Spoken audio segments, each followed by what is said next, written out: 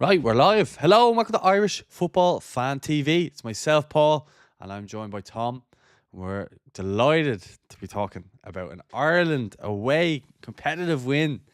The first one in so long, especially a comeback. I think the last time we came back in a game like this was against Kazakhstan in 2013.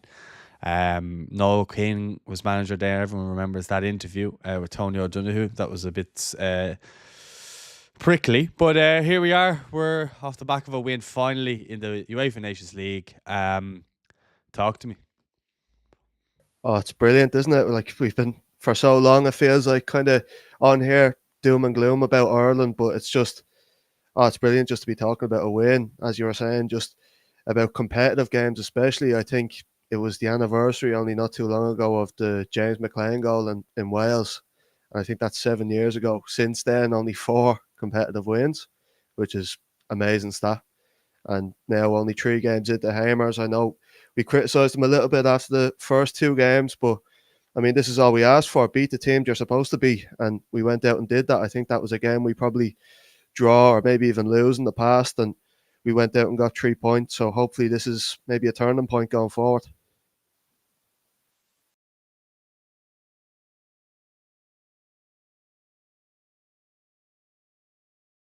People listening live, I'm muting on OBS. Sorry, you were saying there just about beating the teams we beat. I think also on that, like I think Hamer's actually picking his squad, and just the team and the players that he wants to pick rather than I think O'Shea and Paddy McCarthy were picking the team on the first camp of the Nations League. And I think if you're looking at it now, he brought in Azaz. He obviously likes the look of Azaz into the starting lineup. He's gone with Evan Ferguson. He went with Sammy Smodics out wide. It was a bit of an attacking lineup. I wanted to see an attacking lineup. I said it in the starting 11 show, and I think I said it in the preview as well. It's that like kind of we wanted to sort of see a back four, and that would kind of lead then. And I think with the solid centre halves playing those defensive positions other than Robbie Brady, I think it made sense because Darragh O'Shea's done that before for West Brom and he's done it in the Premier League and he's very sound doing it there. I don't have any worries about him playing there, and I thought he worked quite well with Chiedozie Ogbene on that side as well, and we're kind of coming through it. But I'm just going through the lineup. When you saw the lineup announced, were you shocked, and what were you most shocked by if you were? Yeah, I was surprised a little bit. I think we both thought that Festy would probably slot right in at right back, but I mean, a mixture of kind of O'Shea and Ogbene kind of down that right side.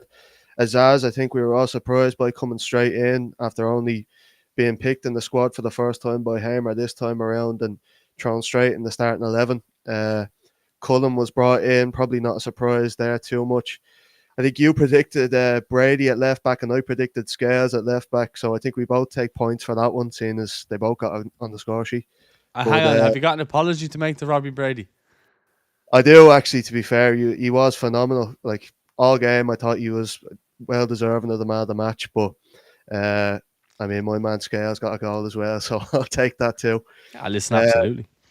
yeah, uh, yeah. I was a little bit surprised by the starting 11 as well. I think one of the big talking points we had going into it in the preview was about Troy Parrott starting. A little bit surprised not to see him starting, but it worked out in the end. I thought Ferguson did look a little bit rusty in the first half, which he's bound to be a lot better in the second half. Smodic starting up beside him, maybe just off him, and I thought he was brilliant throughout the game. Actually, he's probably, in my opinion, one of the only proper performers in the first half. I thought he brought energy for the whole time that he was on. Uh, yeah, a little bit surprised by the starting 11, but look, it worked out in the end.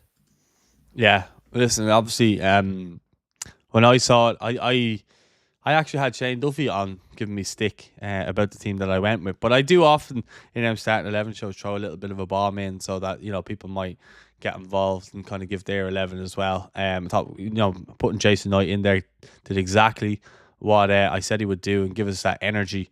And he was everywhere as well, and that's what, like, he goes a little bit under the radar for me, Jason Knight. I think he's a very important player. The same way I think Jason Malumbi, when he plays, he goes a bit under the radar in that sense. And maybe they're not ball playing players, and they're not dominating the ball a lot, but they give you so much when they actually get the ball and they carry it and they bring you forward. And I think we saw that. But I suppose we'll go through the game. and we'll speak about kind of different moments. And they probably started brighter than us. I mean, they had the chance at the 30th minute with Walter getting a long range chance, but that was straight at Kelleher. So the danger signs were there. And not too long after that, then it was the 16th minute, and we all know what happened there. What were your thoughts when you saw Nathan Collins very casually giving the ball back towards Queven Kelleher, which obviously resulted in the goal for Poy and Palo? Yeah, I thought it summed up our first half, or for most of our first half anyway. I thought we were very kind of casual, very lax on it, just almost in slow motion, like for a lot of the first half. And yeah, big concentration error really for Collins, who, captain of Ireland, shouldn't be making a stupid mistake like that, especially for, how well he's been performing for Brentford so far this season. Yeah, I thought it really summed up our start to the game. Poy and Pala goes through, and we'd spoke about a little bit before the game that he might be one of their threats aside from maybe Pookie, who didn't start. And yeah, this level you can't really be given chances like that to international players. Yeah, 100%. And I was thinking, here we go again. It was definitely reminding me of the time when Darren Randolph made that error and they scored from that Jensen score. And I was thinking, like, let's not go out here and be, giving ourselves a chance to lose. We should be doing everything we can. And I was surprised at Collins because I thought with the captaincy now that would elevate his performance even more. Because I think he's been good for Ireland. His last few performances haven't been amazing, but I think he was given the captaincy for a reason because he is one of our best players and the age of him as well. I think he's only going to get better, but he will make these odd mistakes from time to time. I just hope that he can cut them out in kind of the bigger moments like that. Like, you're always told the first 15, 20, keep it tight, don't give away anything sloppy. And in the 68th minute, he gives it to Poy and Palo, and he makes no mistake. And it's a great finish. No pun intended there, but it was a great finish. And they lead 1-0. But I did think like we did react well in terms of we had the ball in the back of the net 3 minutes later through Evan Ferguson, a good ball by Robbie Brady, but Chiadozi Benny quite positive on the right wing. He wins the foul, and I thought he had that fullback. I think it was Lodz, the left back, or no, Galvez. I thought he had him on toast. Anytime he took him on, he skinned him, and he was really good. Just didn't get that assist or goal probably that his performance deserved. But that man Robbie Brady and his delivery was on point all night, and it showed there. And Nathan Collins almost turned from villain to hero with the header across the box, and Evan Ferguson in that position, he's deadly lethal, and he scored, but unfortunately it was ruled out offside. What was the verdict? I watched it back. It was offside. I think a few people on the ground they all thought it was for the ball going out of play, but for me, Collins was offside. Yeah, maybe marginally if he was, but it seemed like the refs were kind of fumbling over what the decision was, whether it was offside or whether they were looking if the ball had crossed the line. Maybe he was offside, just definitely didn't go out of play. But finish you'd expect Evan Ferguson to make. Getting in those positions is what he does best. And yeah, Collins nearly makes up for the mistake just after, putting us one goal behind. Yeah, well, look, I did think it was a good reaction, but it was a goal that kicked us back into life. I thought we should have been more alert before then, and as I said, they had the two chances quite quickly together. So then the next chance was in the 29th minute, and it was Keston. He got in behind Darrow Shea and kind of squared it back to Poyan Palo, and he hit it straight at Kelleher. And then the next chance after that was in the 40th. These are kind of just going off the biggest chances of the game rather than going through the whole thing. But then Brady on the left-hand side, a good throw into Simodox. He hits a kind of a looping half volley into the box.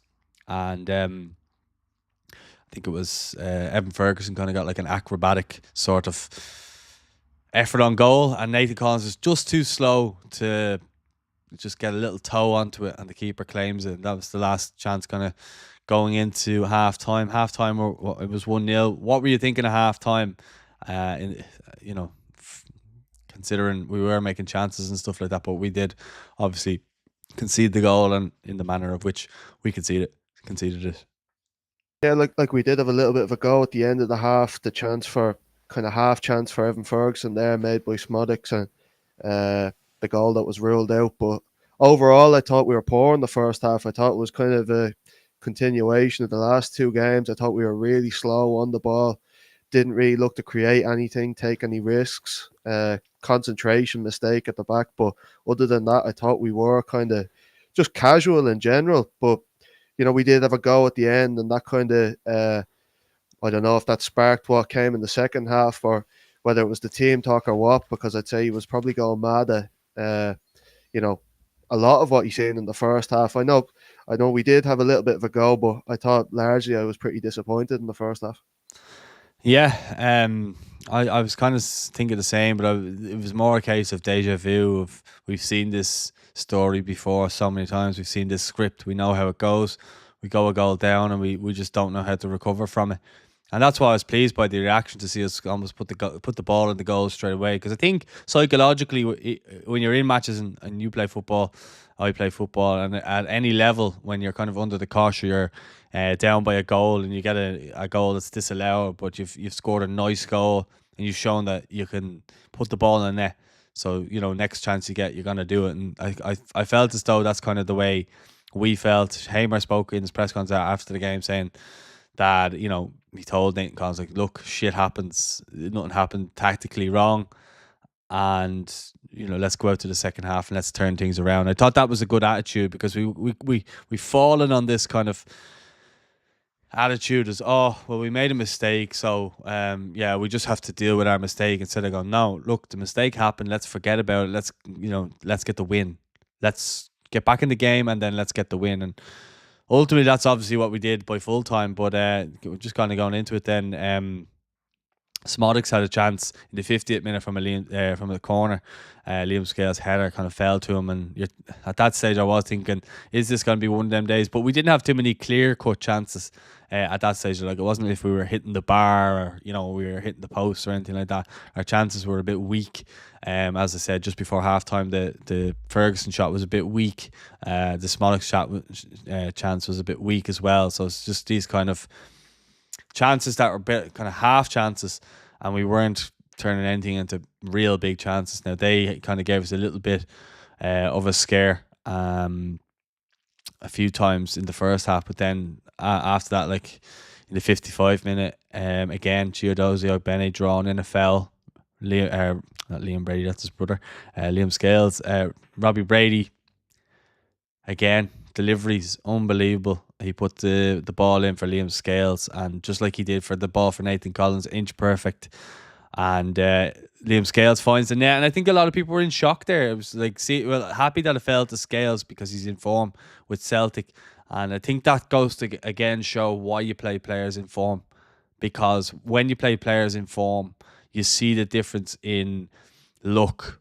Because players in form always manage to kind of get, these sort of goals that other players who are obviously out of form don't get. And I know that's kind of stating the obvious, but you always get that little bit of luck with a player in form, that they'll score a goal that maybe don't. But that one was just inch perfect. A great delivery by Brady, a great header. He used the pace of the ball and put it across the goalkeeper. There was no chance of the keeper saving that. And it was just a real feel-good moment. There was a lot of feel-good because it was Liam Scales. He was made in the League of Ireland. He came through the system there. So there was a lot of that. You're just delighted to see it. Someone like Scales, who's a lovely young fella, and you just want to see him doing well. And Robbie Brady, kind of, for all the flack that he took off people before the game, even in the starting 11, show the comments were like, how can you have Robbie Brady near the starting 11? And ultimately put people back in their box with that delivery. I am not even aiming that towards you, because you just want to see Scales on in his place. You weren't actually criticising Brady. There was people genuinely saying, like, you shouldn't be near the squad type thing.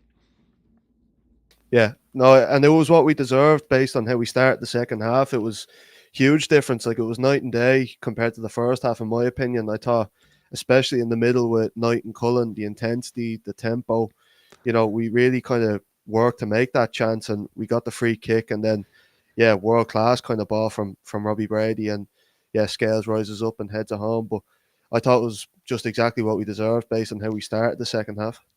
Yeah, and I think that's something that kind of Hamer's wanted to see, is just, he mentioned stopping the bleeding, and it was a bit of an interesting phrase to use, but like, I get what he means. It's just, we need to stop the rot of defeats and everything like that, and how you do that is by start turning games around and getting that feel good back. And I think he's tried to kind of get the feel good feeling back amongst the squad first and foremost, and then the fans and the squad will come together, or the fans of the team, because you saw the support and everything like that. And it was great to see the fans going wild when that goal went in. But what I also liked was the fact that we didn't really dwell on it. Like, you saw Scales, he scored the goal, but he wasn't like, oh my God, I've scored the goal. It's like, oh my God, let's get back in position and let's try and win this game. There wasn't uh, a case of, oh, running over to the fans, I'm the hero, we're back in the game. It was like, no, we've a game to win here. And I thought that was a really good mentality to show that we mean business here.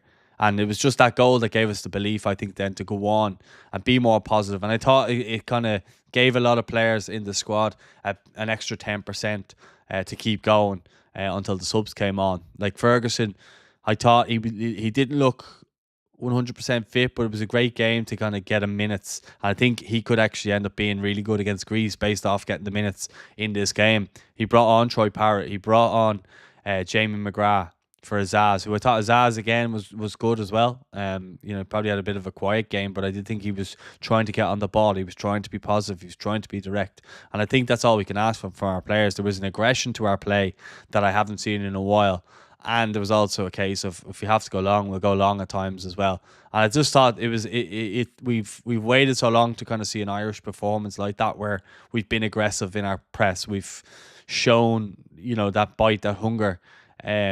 All over the pitch. It wasn't just up front. And I just thought with the goal, everybody's performance just went up that little bit extra.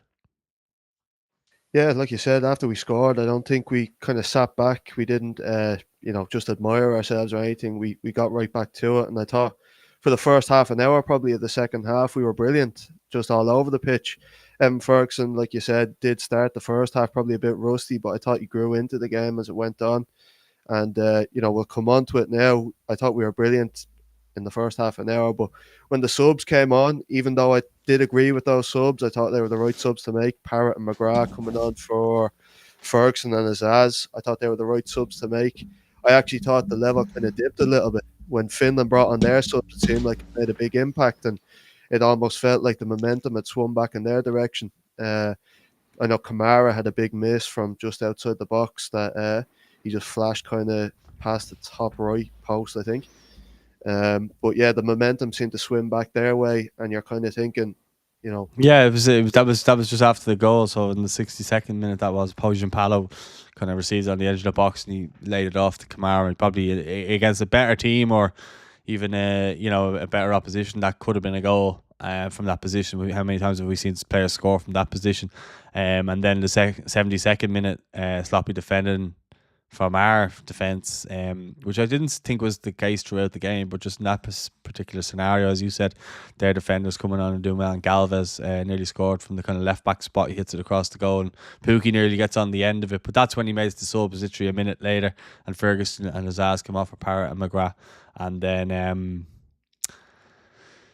then in the 80th minute there, that we brought on Smolix and we brought on Festi and Alameda for Smolix and Ogbene after kind of their chances, and I think that's when we start kind of getting a little bit of the momentum back in our direction. I think Hamer spoke about that as well. He actually said it kind of evened out once we brought on our subs, and I think that is something that the manager deserves credit for, because he did bring on positive subs at good times in the game. Like, he went for it with McGrath and Azaz. He could have just took the draw and said, I'm going to play it safe here, take the draw, especially after the result against Greece, where he brought on the positive substitutions and we conceded the goal. And I think he showed he was ballsy in that scenario to say, do you know what, we're gonna go for this. And he brought on, like, that's when you look at the subs, there was no like defensive subs really made there. Like, Eid is a striker, Festi came on as a right winger. I thought he might have went right back, but he came on as a right winger, and he was just a straight swap like for Ogbene. There was no let's sit back here and get a hold of it. I thought it was refreshing to see that. Yeah, and I thought Festi kind of, justified the selection in the squad. I thought he brought everything that we kind of expect him to bring, that kind of pace and energy down the right side. And, I thought he was kind of killing their left sided players. He was bombing up and down the right side, and like you said, it wasn't sort of a. I think Stephen Kelly said on commentary, like, let's go and try and win this, but first things first, let's not lose this. I don't even think that was the attitude from Hamer. I thought he actually went out and said, right, let's go and try and win this. And I definitely agree with that kind of strategy, because Finland ordinarily is a team that we should be going out and winning. And, we haven't been the last couple of years, and we've decided that no, now we're actually going to go and try and win these games. And I thought the subs reflected that, and we went out and did just that. Yeah, well, the only thing I would say is that in the 86th minute they had a free kick, and Adam Stahl had a header at the back post that just flashed past the post, and that was like really, like, if that went in, I think it was good night. But these are the kind of the margins at the highest level of international football, and we go up the other end. Throw in from Darragh O'Shea. Festy still has a lot to do on the right wing, but he skins Lods and he skins Pookie. He actually skins them once, and then he skins Lods again, and then he skins the two of them again, all in one movement, and he whips the ball across. Very similar, as I said to you off air, to Jason McAteer's goal against Holland. Just in the way he crossed, similar to Steve Finnan's cross for McAteer. And Robbie Brady, with all the composure of a Erling Haaland or someone like that, to pop up in the 88th minute at a left back. And I know he's had big moments for Ireland in the past and big goals, but this seemed like a real big turning point for the nation as a whole. And I think, to see him wielding away and running towards the fans, and that's the right time to go and join in with the fans, not like the Scales goal, because we're just getting back into the game at that stage. And I just thought it was a lovely moment to see him running over and the team running over to the fans, and giving them something to cheer about. Yeah, great to see an experienced player like that show up in a big moment. But just firstly on Festy, like down the right side, you think he's going to lose it, and then all of a sudden he just bursts past the two of them and puts in a ball. Not sure exactly if that was the kind of ball that he was looking to put in, but either way, he floated it to the back post. And like you said with Brady, just the composure he showed, and not just to whack it, but to actually recognise that Hradecki's coming towards him, that he needs to put it into the roof of the net and put it high as well. Yeah, and it's brilliant goal. And Wales away, obviously, how many times have we seen Robbie Brady score huge goals for Ireland? And not that many, but we'll go with that. Well, look, it's been a while. How many? Probably a penalty, but before that it wasn't too. But Bosnia goal and the goal in Lille are big ones. Yeah, they're a long time ago now. Though. Maybe they're just so marked in my head just from watching the Italy goals and the France goals. I think the France goal. Yeah, sorry, you can add that in there too. Yeah, so I don't know. I thought it was a striker's finish from someone who, did get a lot of criticism, even from me, to be fair, before the game. And he justified the selection perfectly and deserved the man of the match, absolutely. Yeah, and then we had a couple of chances later on with Troy Parrott trying the audacious effort, trying to be like Wayne Rooney versus West Ham all those years ago.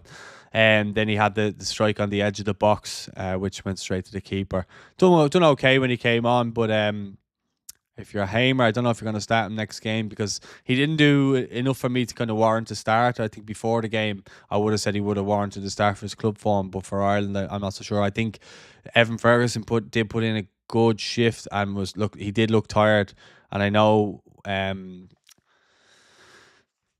Troy kind of was on the pitch when we scored the winner, but Ferguson was on the pitch when we did get the first goal. And I do think that he didn't do anything wrong, and he did, he's just a goal away from really getting back into playing well. I think he just needs a lucky nick to go in off someone, and he'll come good again. And I was just happy to see him.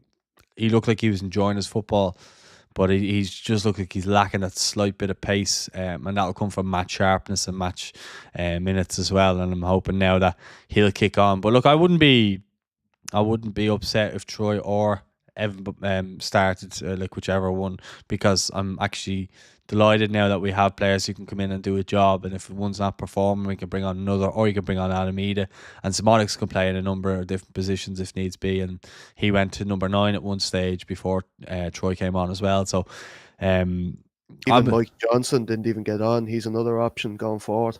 Yeah, exactly. But like full time anyway, 2-1, and you saw the clips of the players going over to the fans, and you saw Hamer going over to the fans, blowing a kiss, and coming out and saying, how much he loves the fans, and he's not used to seeing so many fans coming and cheering and keeping the spirits high, even when we went 1-0 down. That's what we've been missing for a while. I liked Kenny, but I don't think he had a real. He would go over and applaud the crowd and stuff like that, and he was really nice to the people. But I think there needs to be a bit more of kind of going over and having those moments with the fans. I think that's a big thing, and to get the fans and the players back on board together, because it's been a bit of a, the players have been probably a bit sick of the fans demanding so much. So to be able to get a result like that and then get them back on board again, that's hopefully going to be the start of something good. But we need both the fans to be with the players and the players to be with the fans, and I think that's how you ultimately get the best formula for Ireland. And we rely heavily on our away support and our home support. But when you give us something to shout about and you give us something to be happy about, there's a big difference, and I think you can see that now. Yeah, like I mean, other countries might look down their nose at a win against Finland, but it's a huge win for Ireland, even just for confidence. And you're right, like Kenny, I think he did have, I think there was a good amount of support there from, but he just never really had the connection with the whole crowd. I don't think that, maybe Hamer's kind of taken advantage of after this win, which all too right. Like it's especially for Ireland, like you need the crowd on your side to when you're going to be, at a disadvantage when you're coming up against, bigger nations who have better talent. You're going to need that kind of support to be the 12th man nearly. And yeah, just it's amazing like how different of a feeling there is already around this Ireland team after just one win. Like you're all of a sudden looking forward to the Greece game and seeing what we can do in that, and you're not kind of dreading these games going into them. Yeah, exactly, and that's all we want. Is we just want to, like, I'm sure that the players who follow us on Instagram probably have IFFTV at this stage muted, because all the comments that they see of the fans giving out about them and stuff like that, even though it's nothing to do with us, because we would generally kind of stick up for the players, and we know that they're not the best players in the world, but what they are is they're a bunch of lads who go out there and they try their hardest to get results, and sometimes I think we've just been the wrong side of a lucky goal or whatever. And I think for the first time in a long time, it was the other way around. I don't think our goal was lucky, but I just mean we literally were nearly after going a goal behind down the other end by a header. We go up the other end and we score. How many times have we seen that header go in and then we're done? So that's what I mean. It's like sometimes you do need a little bit of luck, and again, I think that comes into playing players who are in form. And Robbie Brady, Festy in form at Watford. Bring him in, bring him playing. And I do think Benny did put in a good shift. He didn't get the headlines because he didn't get an assist or anything like that, but he did keep skinning their fullback. What is his name? Galvez, who actually, funny enough, nearly scored he did nearly score at one stage, but I think it was his free kick. But he also nearly scored as well, but he cut one across the Pookie. So like, look, Finland. People are going on like Finland are the worst team in the world. Don't forget, Finland did beat us before. Finland, have produced decent players in the past. They're not so kind of well known at the moment, but I do think this could be a game that we look back in a few years' time and go, that was the turning point where we started to get results and show a bit more steel away from home. But I'm not getting carried away. Look, we have a huge game against Greece now, and I don't see that being an easy game. They're coming off the back of beating England, and the stuff with George Ball that sadly passing away, that's going to galvanise them even more as well, and look, rightly so. Rest in peace and everything like that. But we need to kind of take care of ourselves as well at the same time, and be worried about kind of how we set up, and we need to build off that result. And even if we come away from it, I don't want to be negative and saying, I hope we get a draw, but just playing away in Greece, it could be hostile and stuff like that as well. The Finnish game, a lot of fans didn't turn up just purely down to the fact that it was on so late over there. It was on at 9:45. It was so late over there. So it's like asking kids and everything else to go, and it's not really the biggest sport over there, like this ice hockey that they seem to like, and they're just a bit of a strange nation in my opinion in that regard. But I think against Greece, it'll be a different kettle of fish. It'll be a bit more of a cauldron than the Finnish Olympic Stadium. And I think that's something that we need to be prepared for as well. And I think fans need to not get carried away as well and think, oh, yeah, we beat Finland, so we're automatically going to beat Greece. We need to also keep a level head here and say, if we could come out of this international window with 6 points, that's absolutely unbelievable and brilliant and great stuff. But if we also come out with 4 points, that's a really good window in my opinion, and we can look to try and beat Finland at home and then see what happens with the England game, similar to what we're going to see what happens tomorrow against Greece. So I think there's a fair bit there to kind of suggest that we can put in a good performance against Greece. But I don't know how you feel about that. Like, do you feel like we should be going away and we should be beating Greece, or do you think, level head, be calm, and play the game, not the occasion? I think just like for the longest time, like all Ireland fans, or at least level-headed Ireland fans, have asked for is just to beat the teams we're supposed to beat, which we haven't been doing. And no one's asking us to go out and beat England or beat France or beat these big teams, but we're asking give 100%, put in effort. Like we realize that you aren't the same quality as some of these world class players. But that's why it's a little bit disappointed about the Greece result at home. But look, that's in the past now. We can take huge confidence out of this Finland game and actually give it a proper go out in Greece.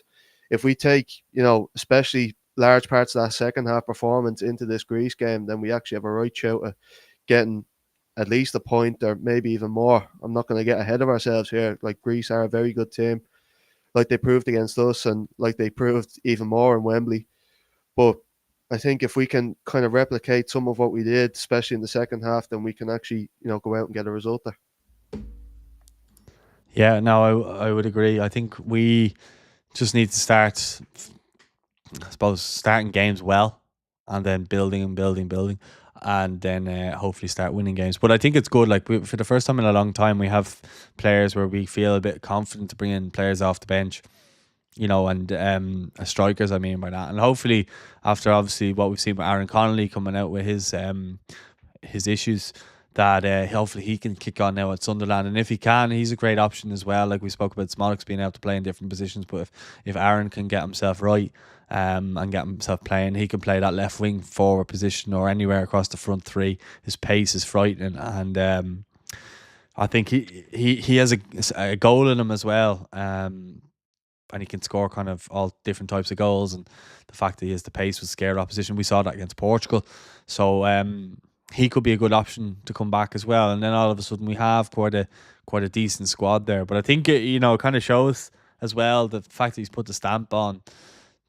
Like, isn't it funny how he drops Matt Doherty and the fellow who comes in for makes the impact? I don't think too many people are actually talking about that. So I think Matt Doherty could struggle to get back in now. I know he said that basically Matt's still within the plans, but I think he's going to be a last resort now. And I don't know. I don't know why Alan Brown wasn't in the squad or anything like that. Maybe it had something to do with the fact he said the players they didn't have a world class player. I don't know, because he obviously wasn't in bad form for Sunderland. He did score that kind of goal against Leeds, but it was a bit of a howler. But he's often been one who popped up with a goal for Ireland. He might not be the most popular player, but he does score goals. But we've won without these players, and maybe even Seamus as well. And I think Hamer did go on kind of about players not being able to go on forever, and we did need to look at different situations. So I think it was good to go and win the game without those players as well, to show that we can win games and we don't rely on any sole individual. And look, people like Jamie McGrath coming on, making a difference, being positive as well. He's doing well at Aberdeen. So what I like about Hamer is he's playing players that are in form, and I think that'll start showing then on the pitch, because we've had too many managers with too many favourites in the past, and it's never helped us. And I think we can't just be doing that anymore. We do need to bring in players who are playing in form and then get the best out of them internationally, and hopefully that they can adapt to the international style of play. But if you're coming in off a bit of form or whatever, it always helps. Yeah, absolutely. I think like if you're a player like Aaron Conley or like Alan Brown, who's on the peripheries kind of the squad, I think Hamer's kind of proved that, if you perform well at club level, if you perform well when you do eventually come into the squad and get your chance, then you're going to be selected. Festi came on, made an impact. I'd be shocked if he didn't, at least feature in the next game, if not start. Matt Doherty beforehand not to go back on it, didn't perform for Ireland, so deservedly didn't get his place back. You know, if these players start performing for their clubs, then I think there is a a door into this team, because Hamer's kind of proved that he's not going to he's not going to be sitting around waiting for 5 games, see if you have a bad game then and then drop you. If you don't perform, then you're not going to get selected. So I think that's the way that we rebuild this team. Just pick players who inform, go about players who do perform in a green shirt, but also players who are performing at club level. And that's how you base your squad selection on. 100%, and I think that's a good way to leave it. We're going to be continuing on with a match preview probably in the next 10 minutes on the channel as well, so stay tuned for that. Don't forget to leave your thoughts in the comments. Don't forget to like, subscribe, and if you're over in Greece, in Athens, make sure that you be safe tonight out there tonight, and make sure you get yourself to the game tomorrow and give the lads all the support you can. And to anyone that we met on the trip over to Finland, and compliments to the channel and all the other stuff, thanks so much, because obviously we do this for you guys, and it's great to be able to talk about Ireland, talk about winning, and we've seen so many losses and everything like that, so to be able to come on and talk about a win is just a lovely feeling. So yeah, huge shout out to anyone out there, and if you're not subscribing, please subscribe now, and we'll speak to you all soon. Thanks for watching.